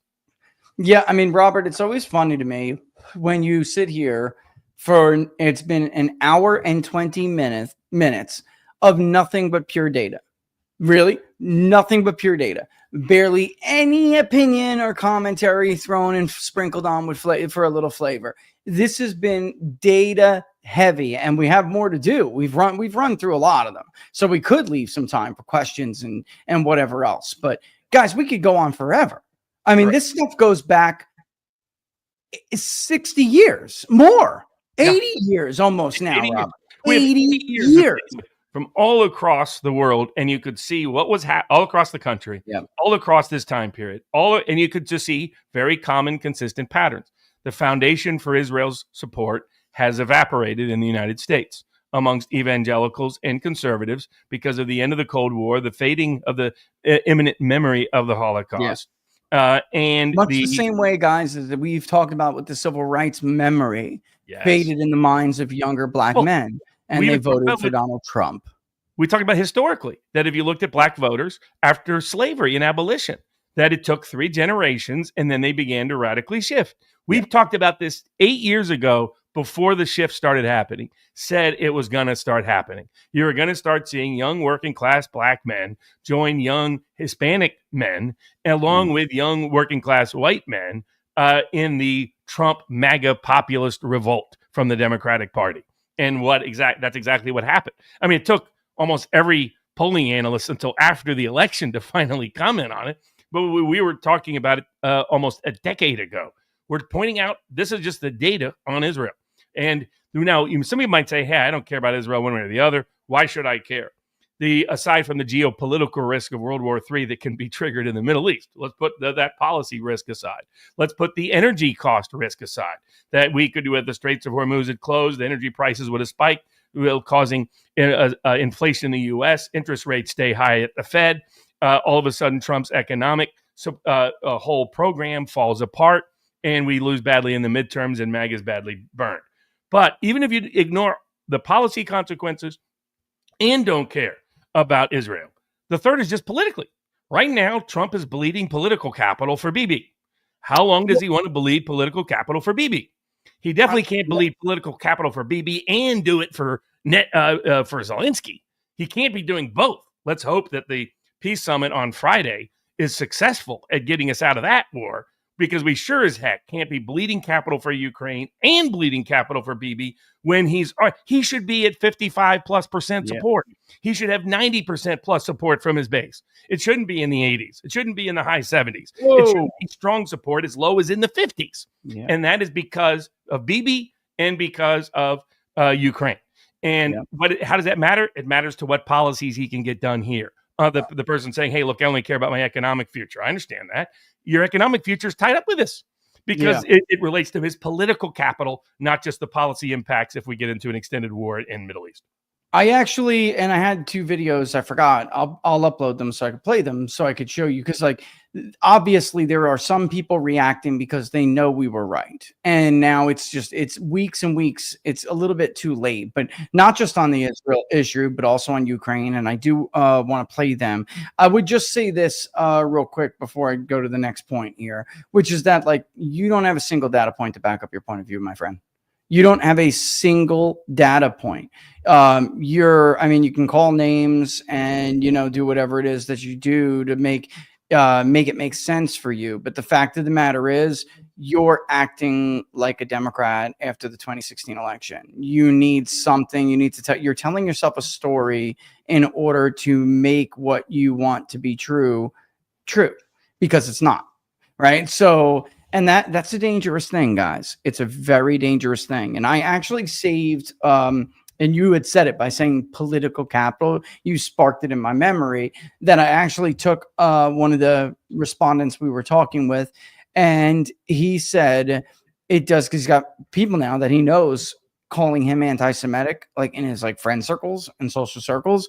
And he said, look, it doesn't make me anti-Semitic because I don't want to waste our last chance in America to right this ship. I don't want Trump to waste his political capital on Israel, on Iran, on any of this stuff, or Ukraine, when he needs to use that political capital to right the ship, because this is our last shot. And it was like, dang, man, like that really just captured all of this, because voters who did go to the polls to vote for Donald Trump, the voters that we're talking about, not the partisans who are going to vote for Trump no matter what. And honestly, many in that Republican partisan ID are actually not at all pro Donald Trump, even though they agree with this part of what he's doing or this part of the direct. So, the Mark Levins, this guy was never a Trump supporter. And in fact, after supporting Cruz, he went on to support Ron DeSantis in the 2024 primary until it became clear that he could no longer hold that position or keep that position. It wasn't tenable. So another one of those people, by the way, only he's smarter, is Lindsey Graham. All right. And I'm going to play 2 quick clips because they're trying to play voters. Remember one of the odds you said that one of the big differences this time around is that anti-MAGA is doing a great job co-opting MAGA. And they didn't last time. They had TDS and they couldn't think clearly enough to co-opt MAGA. It was like they couldn't help but just pull their mask off every day. Even when they would try, something would happen and then they'd rip the mask right off because they just could not control themselves long enough to co-opt the movement. This time they're being much, much smarter. Lindsey Graham was sitting in my buddy's living room talking about how everybody knows they stole the election from Donald Trump, but there's absolutely nothing we can do about it. No, by the way, Mitch McConnell can work better with the President Biden to get you X, Y, and Z than he can work with a Donald Trump, right? And Lindsey Graham has done a very good job this time kissing Donald Trump's ass and never went against him and realized that he was going to win. And he didn't make the mistake he made in 16. He ended up on the ass end of it in 16, and he learned his lesson. But you guys need to make no mistake that him and others who are co-opting this movement, like the America First Policy Institute, of which he had a hand in getting up and running, there's nothing America First about these people. And the minute that Donald Trump is gone, all right, it will go back to the way that it was before. Lindsey Graham did what, guys, to preserve Donald Trump's legacy in his first term? Absolutely nothing, right? In fact, he worked to harm it, and he rubber stamped every single Biden appointee. It didn't matter. I went over this on Friday, Robert. Tony Blinken. Okay, sure, put him through, rubber stamp. This for the nation's top diplomat, even though Tony Blinken has never ever taken diplomacy over war, right? Lloyd Austin. This is a man who doesn't believe in civilian control over the military. Rubber stamp. as the Secretary of Defense, something that would terrify our founders, a man who doesn't believe that civilians should have control over the military. And we can keep going on and on. Supreme Court justices who refuse to acknowledge men have penises and women have vaginas. Like, this is crazy, but this is who Lindsey Graham is. He changed his tune recently. And I'm telling you, if you think we're wrong, listen to what the politicians themselves are doing that have to face the voters. They know we're right now. They just realized it about 3-4 weeks too late. Maybe not too late for Graham. That will depend on you guys on whether or not. But I'm telling you, you're going to, and before I play this, I'm going to say this. You, the voters, are going to have to preserve Donald Trump's legacy because he's not going to do it. All right. At least not like this until, like, we answered a question last. What are the odds? Maybe when they suffer big defeats, they'll wake up. The question is, will it be too late for that? But you guys are going to have to be the ones to do that. And in order to do that, you have to put better people in office. It's that simple, because if you are left with the people who are here now that Donald Trump himself is playing ball with, his legacy will be destroyed within 6 months. All right. And we know, because we've seen this movie before. There was literally a retarded man in the presidency, and a group of 20-something-year-old leftists, used the auto pen to erase Donald Trump's legacy, within 6 months. All right. So let me just play this real quick, and then I'm going to play where it's coming from. All right. Every confidence in the world that the president is going to go to meet Putin from a position of strength, that he's going to look out for Europe and Ukrainian needs to end this war honorably, and it's time to end this war honorably. Is it? But how we do it will be historical, and I'm confident President Trump will get a good deal for all. Okay, I mean, that was, of course, just blah, blah, blah horse shit. It made no sense. All it is Lindsey Graham reacting to two things. One, multiple polls now, including from Now, their own people, to corroborate my polling, Jason's polling, many others. Mark himself did polling as well. That candidate's out of the race, but Mark did polling as well, all showing Lindsey Graham with the Trump endorsement at around 40%. All right, so he can't get to 50 or above, even with Donald Trump's endorsement. I'm going to say this, and it's a bold statement, but it's 100% true. This is the weakest Trump endorsement impact I have ever polled. Ever. I watched Donald Trump take Rick Saccone from like -8, -10 to an even race with Conor Lamb in 24 to 48 hours. I polled, and when I say I watch, I mean I was polling at the time.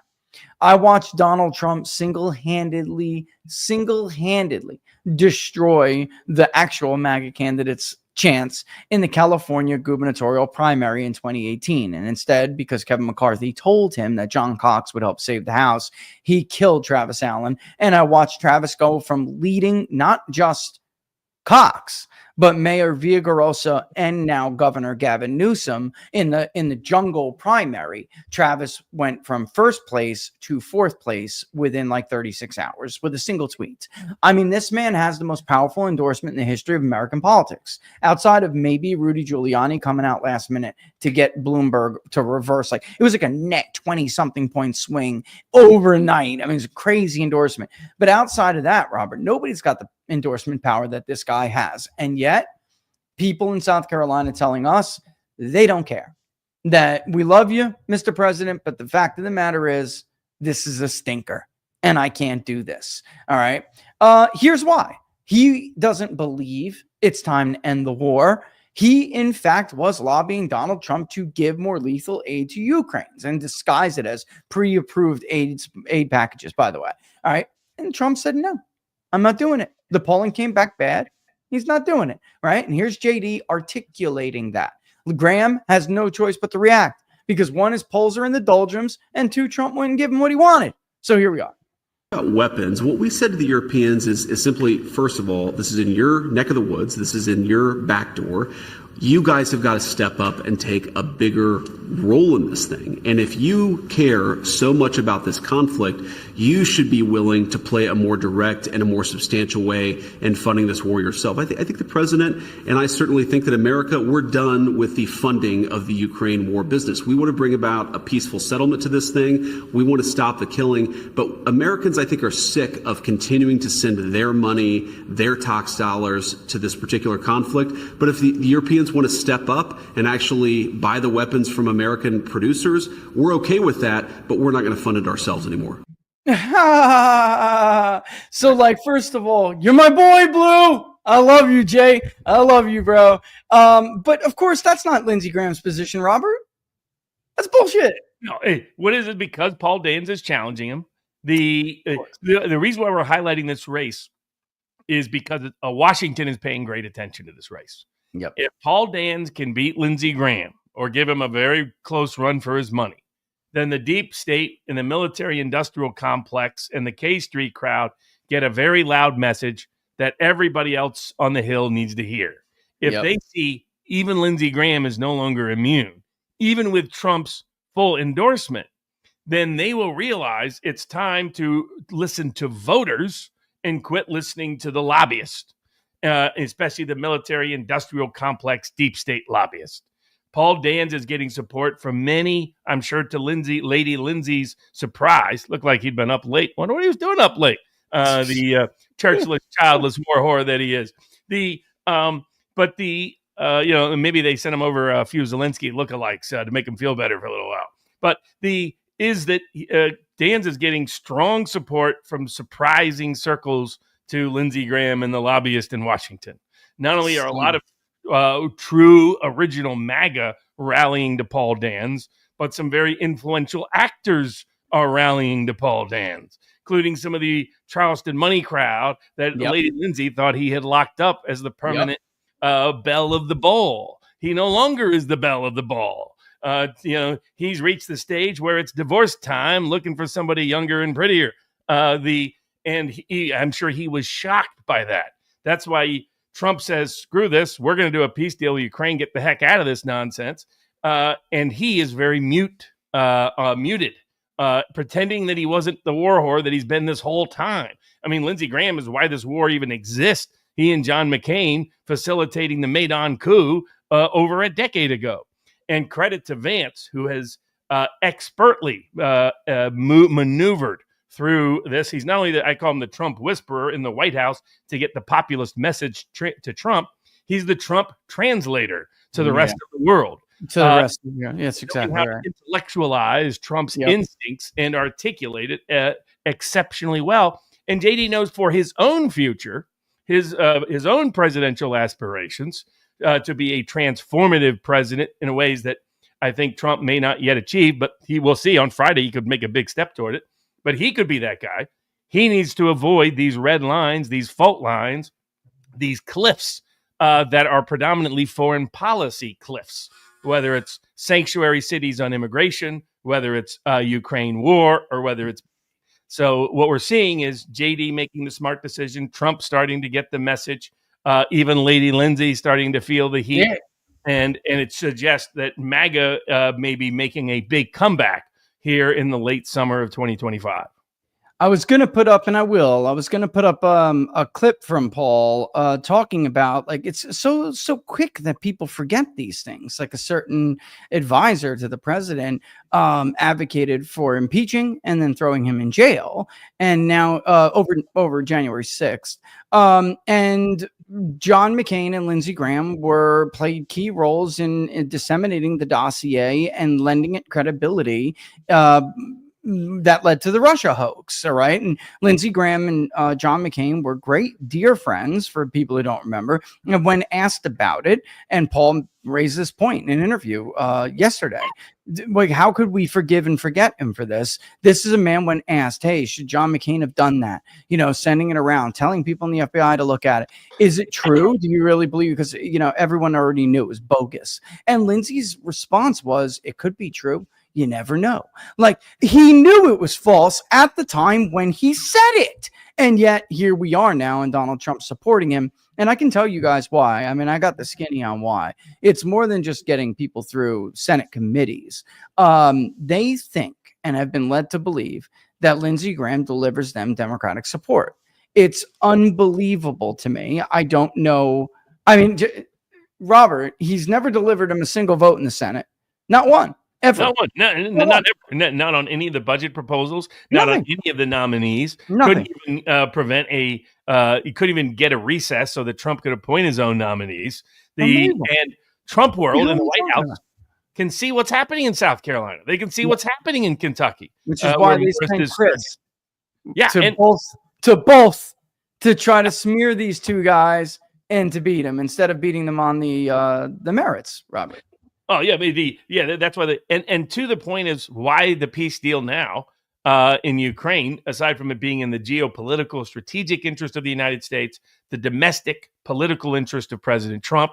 They could get development in the Arctic. They could get a rare earth deal. They could stabilize energy supplies if they can realign with Russia, remove the sanctions, get rid of all that nonsense, diminish any kind of adversarial relationship BRICS could have if we could have as Steve Bannon called it, a rapprochement with Russia, as Trump originally won in 2015. But you know who else is cheering for Trump in Alaska to get a peace deal this weekend? It might not be anybody in Brussels. It might not anybody in the banksters of the city of London, but everywhere in Ukraine. The people of Ukraine are demanding peace. Zelensky is ruling by dictatorship. He's ruling by military rule, by martial law. He's suspended freedom of press, freedom of religion, freedom of expression, freedom of speech. He's been jailing dissenters, murdering American journalists, all of that. And you can see the Ukrainian people have already made up their mind. They want peace now. They do not want the continued war. So what President Trump is doing is in the interest of America, in the interest of the American people, what the American people want, but it's also what the Ukrainian people want and need. Look at this, Matt. Look at the change in public opinion, which is yet another point that Robert and I tried to make during the deliberations over what to do with Iran, and the bombing of Iran's nuclear facilities. We tried to make the point that at the height of the beating of war drums is you're always going to get the most support you're going to get. I mean, and by the way, that was weak at that point, right? So the support for just simply bombing nuclear facilities, Iran's nuclear facilities, never reached anywhere near these levels that we even saw in 2022 when it comes to Ukraine. Gallup, Ukrainians lose appetite for war, support negotiated peace. Which of the following statements about the war with Russia comes closest to your personal views? The solid green color, folks, is Ukraine should continue fighting until it wins the war. Dotted line, which is look like purplish, Ukraine should seek to negotiate an ending to the war as soon as possible. And then the gray dotted, which we also do, don't know, refused. When they first asked this in 22, it was about 74% who said that Ukraine should fight until they win. It's now down to 24. And you added about 22% who said that they should negotiate at the height of the war drum banging. That is now 69%. So sometimes knowing polls and thinking public opinion requires them looking beyond what it says at the moment. It really does, Robert. Like, this is how you and I knew COVID was going to be a disaster. The polls back then, if you remember, showed massive support for shutting down commerce, for social distancing, for masking, for vaccines even. But you and I both knew that 6 months from now, that was all going to be bullshit and that was going to be gone. And that is something that the Will Chamberlains and even Jack, God love his soul, Jack Posobiec, he disagreed with us, and he'll be the first to admit it. I was wrong. You were right. He is. And he's said it before publicly multiple times. It's not what they're saying now. It's the ability to understand or forecast what they're going to say and why. Why is that? Because you can see patterns in history constantly repeating themselves.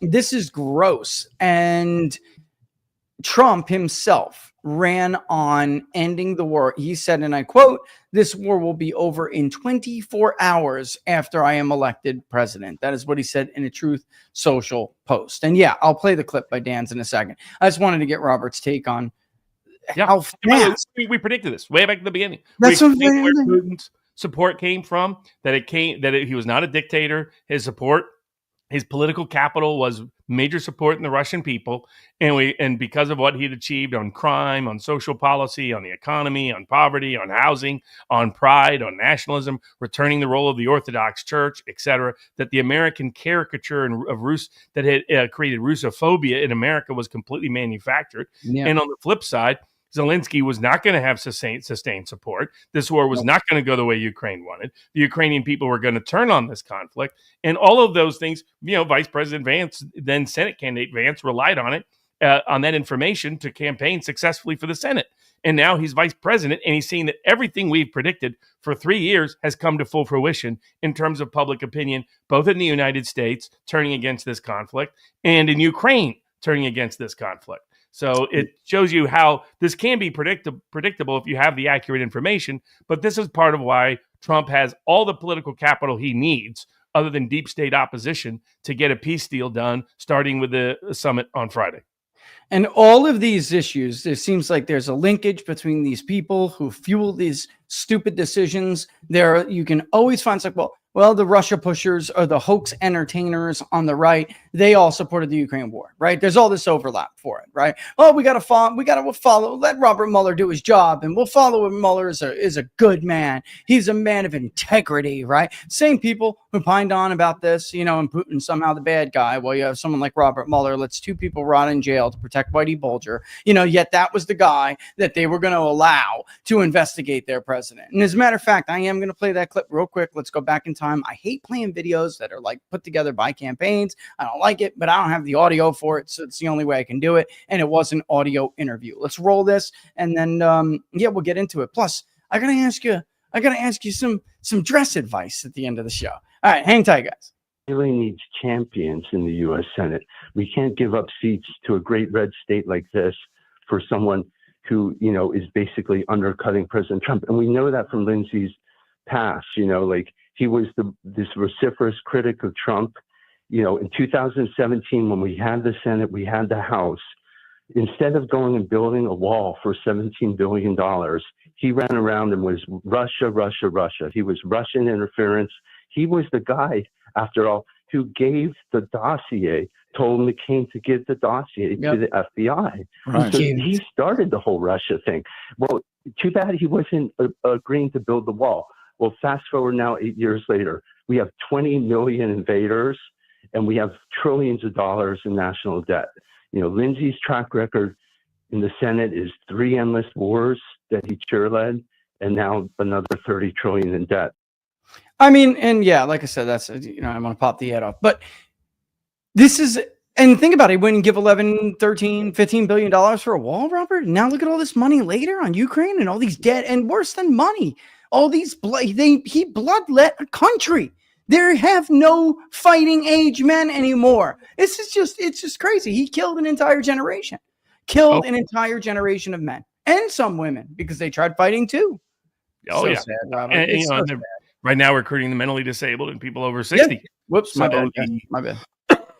Really right, I think Dan's has a winning issue on that side, and Lindsey Graham's in serious trouble. Now, somebody asked in the super chat about will there be arrest for Russiagate? Well, we just played the JD Vance clip. JD Vance made clear he expects Pam Bondi to get actual arrest in Russiagate. So if Pam Bondi doesn't deliver on Russiagate by the end of this year, she is going to be sacked. That's my prediction of the Justice Department. If she doesn't get arrest by the end of the year, she's got 4 months to get some arrest, to get grand juries actually up and functioning, indictments flowing, and at least some arrests to start coming. If they don't see that, she's on the clock to be Swampy Susie can only protect pay for play Pam for so long. I'll tell you, the answer to that, I think Robert covered it. I don't believe the Obama's going to jail crowd. That's not going to happen. I love Mike. He's my boy, but he's amping people up in a very dangerous way, and it's not going to happen. And it's not going to happen. So let's just cut the shit. This one is a big one. Will Epstein files affect the U.S.-Israeli policies? I think that already happened, don't you? I mean, Already has. Hopefully we get something somewhere out at some point. The Ghislaine Maxwell interview, they apparently have a transcript, audio tape potentially. That would be useful.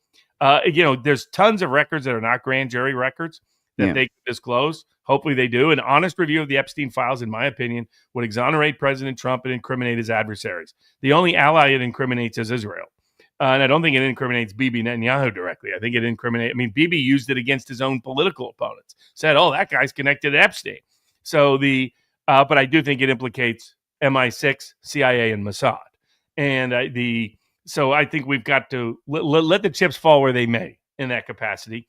And it's a card Trump may need to play, because clearly we're not getting, if the thought process is we won't delay this, we won't release this to protect Israel. Well, Israel's not protecting us right now under Bibi Netanyahu. So maybe you can explain to him, now we've been looking at it again, and we feel that national security actually justifies us providing a lot of this information about former Mossad and Israeli presidents' deep connections with Jeffrey Epstein. And I think we'd be better off getting that information out. It would provide some political breathing space for Trump from the pro-Israeli crowd, so he can push Bibi in a different direction than the dangerous direction he's currently in. Yeah, I think that's good. Also, I mean, consider it's already 3:51. Let me just say this before let's get to this first, because this is going to be good. So listen, hi from Chattanooga, just arrived. We'll see you soon. All right. I gotta ask Robert a question here. Listen, should I go more flary, like Florida Rich, maybe a little pink, a little purple? I don't mean the suit, but like, man, I'm going to come with my thing, I'm going to do my dirt with the 3-piece, but like, I don't know, pinkish or more conservative. What do you think? I don't know. I'm debating here because of where it is. That says flair to me, brother. I'm stoked about this. Well, the official dress code is casual. So, at the 1776 Law Center conference. So I told people, come as yourself. You can come as colorful as you want. You can come as casual as you want. You can come as formal as you want. Yeah. I'll probably have, maybe I'll have the signature vest. Of course. I probably will have that. But otherwise, whatever you want to do, it'll be, stage up front. For those that don't know, 1776 Law Center fundraising conference this weekend in Chattanooga, Tennessee. Richard and Election Wizard going to be talking about how to run for office. Giving you the basics, the fundamentals, sort of a masterclass breakdown. Then also the body language panel is going to be there. My brother is going to be there talking about the philosophy of the Declaration of Independence. Lexi Anderson's going to be talking about the experience of a young lawyer in this space. I'm going to have master classes on freedom spacing and use freedom planning and the use of the Freedom of Information Act. So it'll be a lot of fun. But come as you like. Come as your true self, however that is, whatever that is, good by me. Yeah, I got to tell you, it was super hot a couple weeks ago. And I had to go to this event, and I showed up, with the signature me, and everybody's like, oh my God, you could have came a little bit more casual. And it's like, but can I, sometimes the question is, and of course, Laura's like, she always gives me 2 outfits in case I just can't, like, she'll make sure like here. And yes, I let my wife tell me what to wear. She's better at it than me. Okay. And she is better at it. So I have no shame in that whatsoever. She puts together the colors way better. Otherwise I would always just be in like a black suit, Robert, with like a white shirt and a blue tie, and Florida, you spend time in Florida, you'll get more flary no matter what.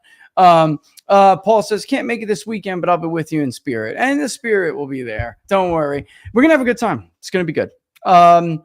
Let's see. Locals just has a bunch of chats, and I appreciate. Thank you for the well wishes, guys. Is it too late to get tickets, Robert? Are they sold out, or is it too late? I think there's a few left. Event Gives 1776 Law Center. I think there are still a few left. Not many, but there are a few. I'll share it on my locals, guys. All right. I'll put it up there because there are requests on locals. I'll share them. And other than that, what time is it? It's 3:55. Don't forget to go to Robert's sportspicks.locals.com. What do you got going on this week, buddy? Yeah, so all the political and prediction markets, what Bernie's going to say at his speech, what Trump's going to say at his speech. One of the things that cashed is that Trump would be meeting with Putin, so that was nice. All of that's at sportspicks.locals.com. Plus American football, European football, Major League Baseball, basketball, you name it. For all of the law and politics, vivabarneslaw.locals.com. And if you want to stay on top of what's happening in the freedom space as to law, that's at 1776lawcenter.com. And remember, everybody, continue to support the big data public polling project. This is what gets you honest intel and information that's actionable. like the economic confidence index you could use to figure out what the consumer sentiment index was already going to be. It's going to be. Exactly, because Baris was polling was Yeah, a month in advance. You could have traded on that, made money in the political event prediction markets or the stock market. That's the big data public polling project, also to get accurate information to the folks on Capitol Hill and those folks running for office so that your voice is heard in that process. And you guys can see the progress bar from where we are. That's Q3. That's for the summer, which is almost over. So you can see, like, we got a lot of asks from you, and we know that, I got that. But definitely do what you can to support that. We are behind. Do what you can to support it and share it, because honestly, the more people that share it around, the easier it is to fund. It's basic math, right? Bigger base, less burden. All right. So yeah, Robert, I'll see you at the end of the week, brother. As always. All right. Thanks for moving around the schedule. That was awesome. All right. Yeah, he had to move around his schedule for me. All right, guys, I'm going to cook. All the links are below. I didn't get to 1775. We'll talk about it on Wednesday, but you guys know the links are below and they're awesome. All right. So, and thank you for all the well wishes. Not 100%, but on my way there, I think. Right. All right. Inside the Numbers is tomorrow at 2. Don't miss it. Thanks, guys. See you soon. And again, support the Public Polling Project. All the best.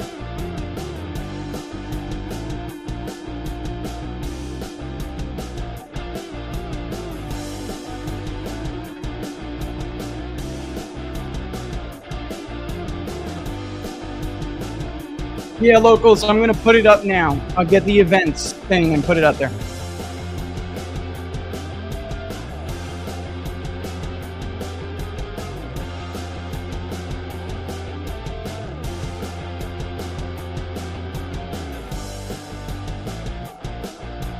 There you go, locals. YouTube, I'll shoot it to you too. And then I'm out. Oh, get her. Got you, get her. All right, guys. See you soon. Mañana.